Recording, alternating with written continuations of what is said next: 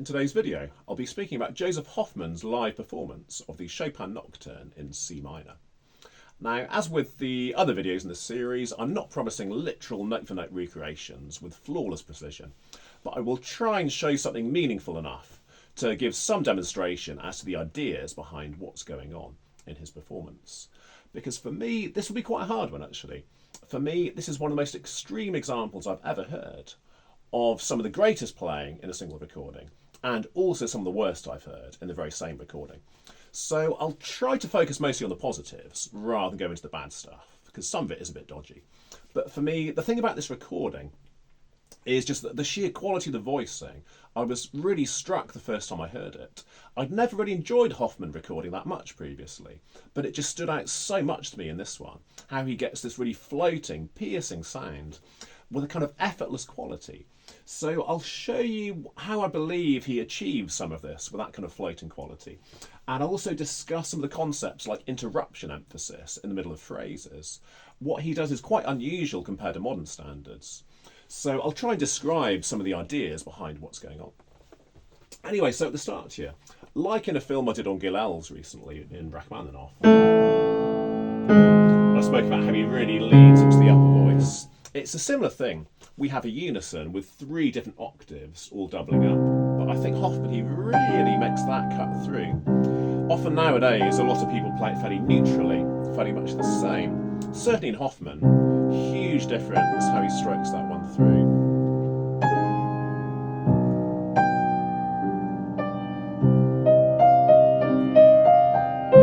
Now here, the interruption emphases.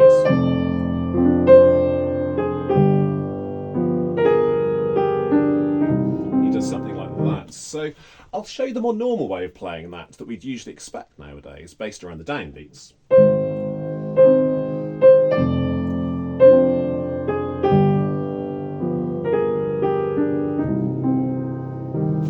So that'd be fairly normal. Now I think what Hofmann's doing, if we link it back to bar 1, straight away we have nothing on the downbeat with the melody, we have something on the offbeat.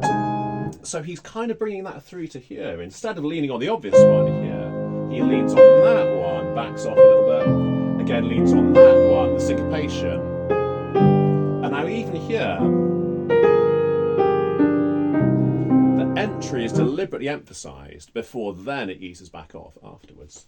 So particularly here, the most normal thing we expect nowadays is to listen through when we speak of matching the sound, not being louder than what's left of the decaying sound, usually blending back in. There's a good reason for that. If I played it without really listening at all, it could sound hideous. So something like this. This is incredibly earthbound, very heavy.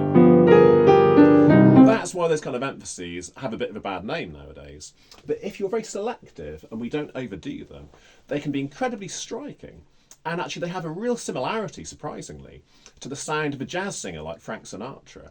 There's that little bit of edge in a surprising place, and then we usually ease back off again. We don't go crashing through every note afterwards.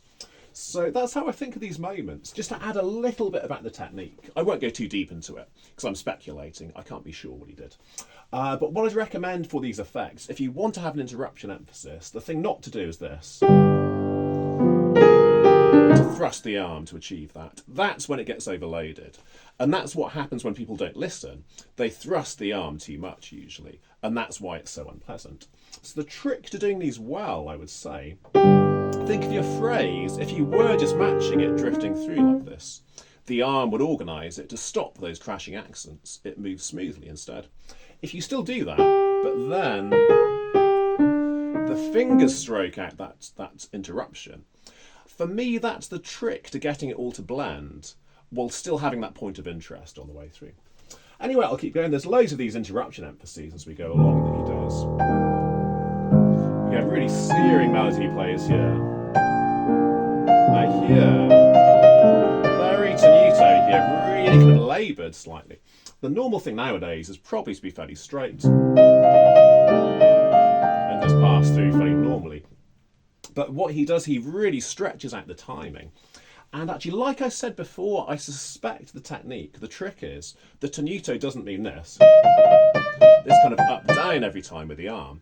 if you still drift sideways while you do this, but there's just a little bit of space while the fingers articulate during that drift, it gives a bit of extra space that lets the notes be heard so cleanly and precisely, rather than overly blended. He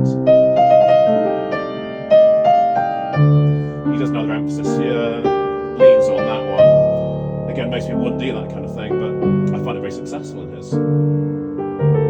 Now, an interesting one here, again, the interruption emphasis. What he does here, this is marked by Chopin. He marks the accent. Again, we've got a syncopation on the offbeat. The obvious thing usually is to say, okay, we've done our point of interest, now ease back in and build towards the peak gradually. With Hofmann, he actually does 2 in a row, which generally, you have to be a little bit careful with these, because it's when there's too many in succession, that's when it does get lumpy and unpleasant. But I think he's actually very tasteful here. Again, if we think the arm is drifting to create a phrase, and the finger strokes out the emphasis on the way through, it can still blend into a true phrase. Again, really serious here. Really interesting here is that kind of inverted climax he does. I'll speak about that a little bit, where, yeah, normally we tend to think grow towards the high note, get louder, and that's the most obvious thing. Now, I'll show you 2 things. If I just grow towards the high note and take no time, that wouldn't be very successful at all. That's where you have to whack the notes at again. Very unpleasant, very percussive. If I take some time, however,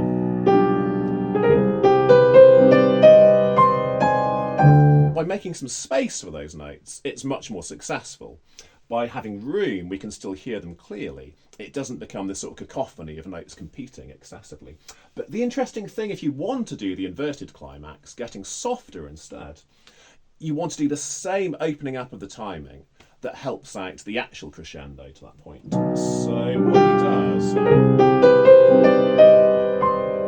something like that, he lets the note hang in the air in the same way as with a traditional growth towards the high point. There's a lot of those in this performance where he does the opposite dynamics to what's written, but the timing is what still creates a sense of a peak to that phrase. The peak is not only about volume. If you make room for a note, you can still clarify. That's the important part of a phrase. Anyway, going on, again, some of these interruption emphases here. Again, it's a double one here, particularly on this one. And actually here he prepares the interruption emphasis here with the spread in the left hand. We know very well that the Golden Age players, they don't play their hands together in a simplistic fashion. But very often we don't have enough analysis of why they do it at particular moments. And this is a great example. The spread here prepares the ear for the sheer extent of that interruption here. If I didn't do that and I just go really far with that interruption, again, it's so easy to become percussive. By preparing the ear with a spread, he's able to do a really searing one, and it doesn't sound like an almighty crash again. So here, and then again, still on the next one, he doesn't blend from there to there. Instead, he does it twice in a row. But I think the key thing is that then, after 2 in a row, certainly by that point, you have to start blending more. Imagine I did all of them. Again, we're back to the ugly stuff. So it's about being selective. It's not always literally just a single one. Sometimes we can stretch the point of interest over a couple more notes, but you just have to be careful not to go too far. So we'd start thudding into the keys. That's where the kind of searing intensity just turns into percussion and doesn't actually work. Anyway, going on here. The interesting thing here, a lot of people nowadays think these notes are written before the beat, so it looks like it should be played like this. Which is a very strange one, because trying to cram those notes in doesn't really work very well at all. And then suddenly everything's slowed down when we get to the written quavers. But actually it's known that Chopin in his student scores for the G minor nocturne in this, he actually wrote in his score with a dotted line that notes which are written seemingly before the beat actually land on the beat. So it's almost certainly the case what Hofmann does here is probably what Chopin would have done.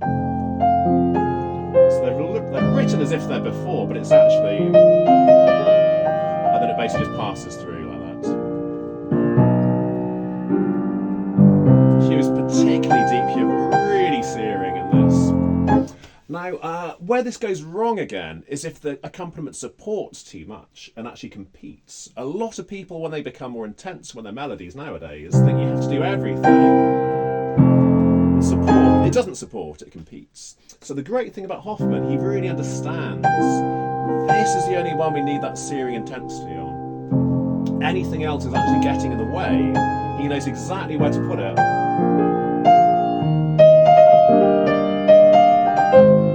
And here's a very interesting one, by the way. Yeah, what he does here, this double note comes in very close succession.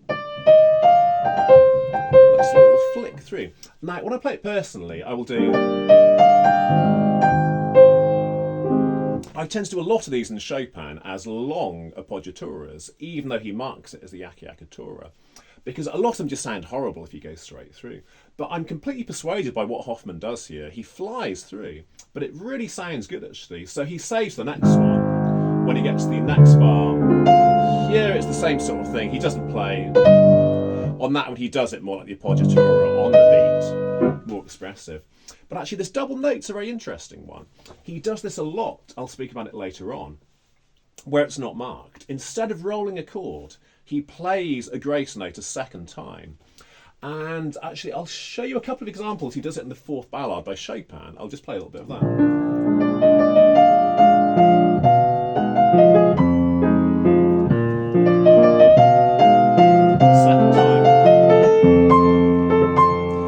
Extra note is thrown in with the arpeggiation, and actually one of the most extreme examples I heard, a student of Hofmann, George Ballet, when he plays the end of the when he plays the peak of the second theme of the Rachmaninoff Concerto last movement.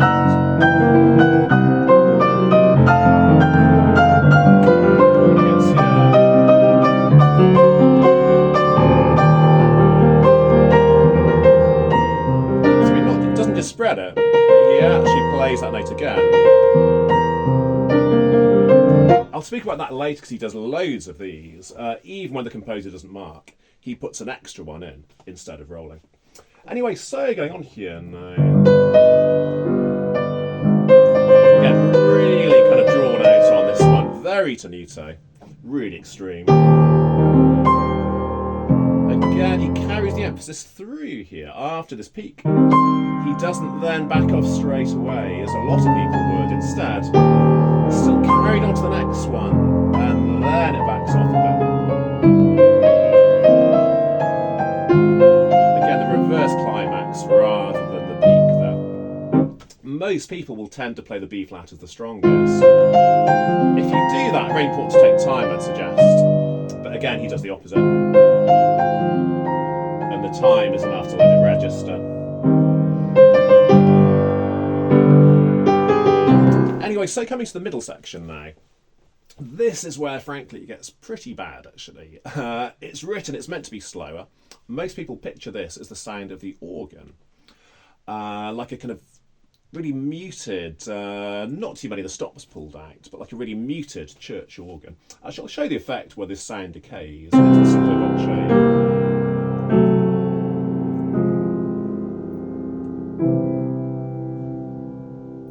This would be the normal thing. For some reason, Hofmann seems to get very bored here. It's quite possible he was drunk. He was certainly an alcoholic at this point in his life, and he just seems to lose all interest, to be honest. It's kind of very kind of token. Really rushes through these like he's not interested at all. It's not great, to be honest. A couple of points of interest, though, when he gets to this one. It sounds like he barely changes the pedal at all. This kind of haze here is quite interesting at that point. But then this very token here, like he's not interested at all. Just briefly here. He suddenly brings the top out with a real kind of presence. Quite an interesting moment. But generally speaking, his middle section really isn't great. So jumping ahead, yeah, the octaves. One thing about this, what most people do nowadays, it's like cannons in the distance at first. To us, he's just straight in. Really quite plodding. It's not great at all, to be honest. So there's not much I could say that's very positive until we get back to the double movement. One thing here, particularly here, Rhythmic is marked in the score. Actually, what I do personally here for the peak is I actually spread that slightly to make that register. Hofmann, he's just not interested, just kind of very token. But one nice little point, as he comes back in again a bit of that Frank Sinatra thing, lean on the offbeat and then settle into the downbeat. That's quite a nice moment. But now here's where it gets truly remarkable. Now here, when we get the big chords here, it's marked pianissimo. But so many people play it nowadays, this huge crashing drama. The thing that's so remarkable in Hofmann, I mean, he cheats like hell. So many notes go missing. But he's just, the reason he does that perhaps, because all he cares about is getting that melody to sound like a melody, where so many other people are so preoccupied by the notes as written and thinking, oh yeah, this must be dramatic. All he cares about is the melody sounds like an actual melody with a singing quality. He doesn't care how much he leaves out. What he has to do to get that melody to be a melody, that's his only concern, arguably. Now, I think certainly nowadays, most people aren't too happy with altering the notes in a big way. So the way I look at it personally, to try and get something like what Hofmann is doing, I try to play them pretty much as marked, but I don't worry about precision. I don't worry about flawlessness. I'm much more concerned, with getting that to come through. So,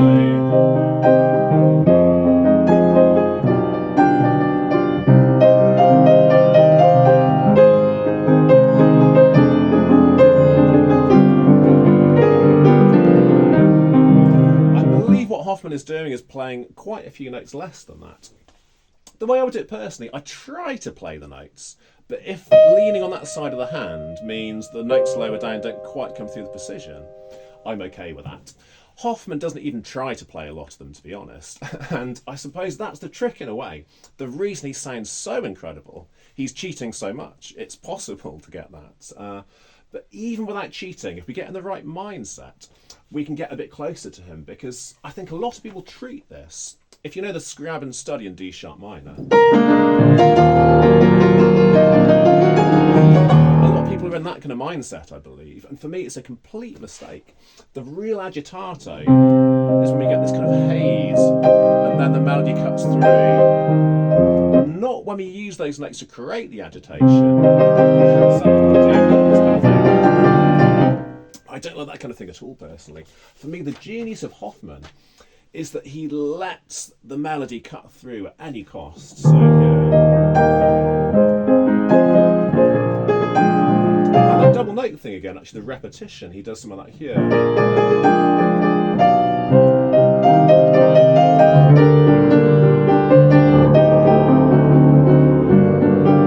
Now, the rhythmic thing is the other interesting thing here. Yeah, a lot of it, he plays the note alignments differently to what Chopin marked.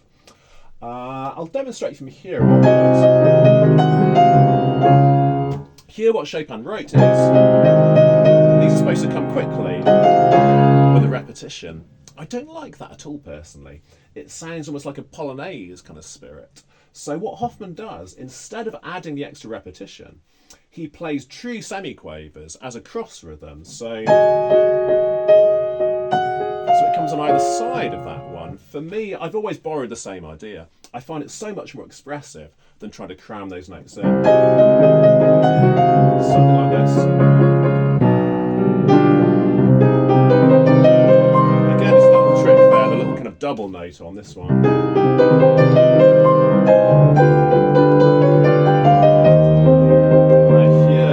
Here, just the most incredible searing intensity here.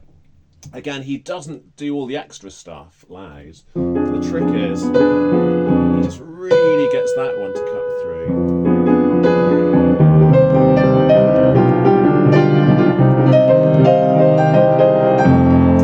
And again, yeah, the interruption emphases are going on here. And again, the alignments are very interesting here. What Chopin wrote looks like this.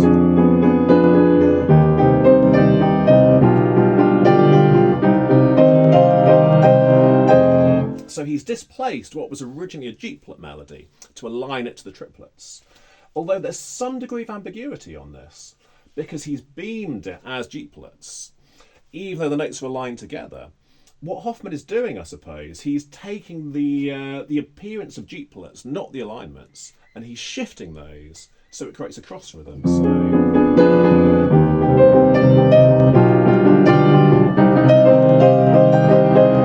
For me, that makes it incredibly expressive.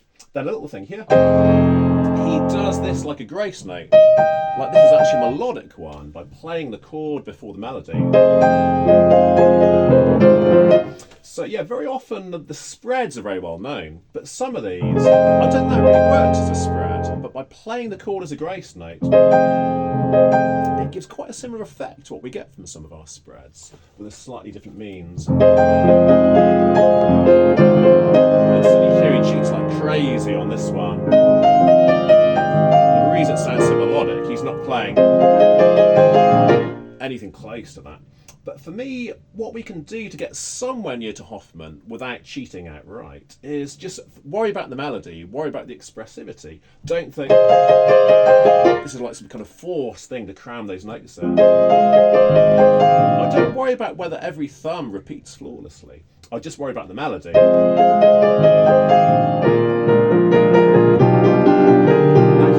Personally, I think it would make sense here to give the more dramatic, fuller tone here for real peak. If it was somewhere, I'd save it for here and maybe start to do it. But once again, Hofmann doesn't do that. He's really all about his voicing.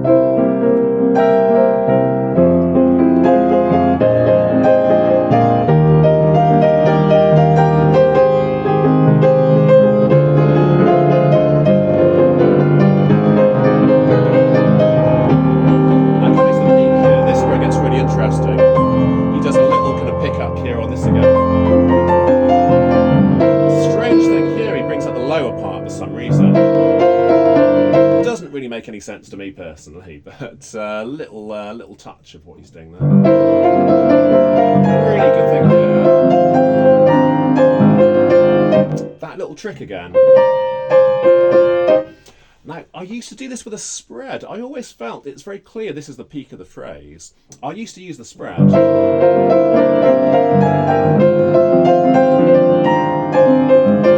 It doesn't quite work though, to be honest. It just gets a bit stuck basically. But yeah, that little Hofmann trick. Just play the C twice basically as a little pickup. I find it so expressive to do that. And again, the inverted climax. He doesn't play it louder. And actually another interesting thing, yeah, rather than just do that one and then he is through, he does another interruption emphasis. He goes to this one and then leads on that one. And very interesting here. He pauses a bit. And then it's just like everything goes dead at this point. It's like a real kind of tragic quality to it. As Chopin wrote it, the more normal thing is like this.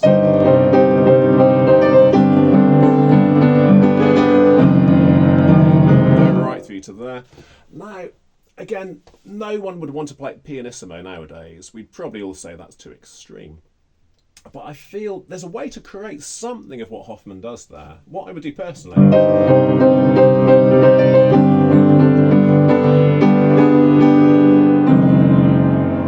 I still play it loud, but I back off just a little bit, because I think with that strange surprise harmony, if we just go crashing through, it really doesn't sound great. It really loses something. I think that sense of resignation that Hofmann gets by taking a little bit of time and backing off slightly, for me it's so much more persuasive to get that resignation here rather than just an almighty crash into the surprise harmony. Again, another one of these interruption emphases here. And another one coming up. Pause on that one a little bit before going through. And yet also the last few chords very interesting as well. I wasn't sure. It's almost as if he accidentally fails to bring the last bass note out entirely, but this G that Chopin writes in the last chord, either he brings that out so much we almost miss the true bass, bass fails to sound, but it really gives that resigned quality, a kind of tragic feeling that the piece hasn't even finished properly. We're just kind of stuck on this G poking out of nowhere. Somehow, yeah, it makes it sound all the more tragic still. But anyway, so I hope some of those points of interest were interesting to think about. Do play around with some of these ideas of the interruption emphasis occasionally in a selective fashion. And actually, tell you what, I'll just show you a little bit before finishing. The technique for this kind of voicing. The trick is this deflection idea, I'd suggest. If you want to be able to do this and make it come through without the big crash, if you open your hand around the fifth finger this way, see, I'm not sending weight into the key as people traditionally describe this. What I'm doing is deflecting the weight around the key or away from the key. And I think on the technical level, that's quite possibly how Hofmann gets this really piercing quality. It's like you're trying to stand taller on this finger. We're not sending the mass into the piano. We're getting it away from the piano, around that finger as the point of focus.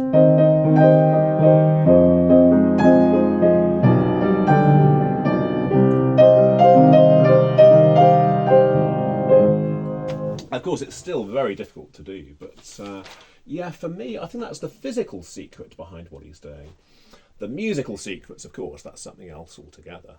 But if you can physically keep the lesser parts down as much as possible, while still having a searing intensity on that finger, it really opens up so many possibilities compared to just shoving the arm down. When the arm shoves down, it's very hard not to send it onto everything at once. When the arm is deflected around that specific finger, it becomes so much easier to get selective intensity on the melody that needs it, not just on everything that you're doing.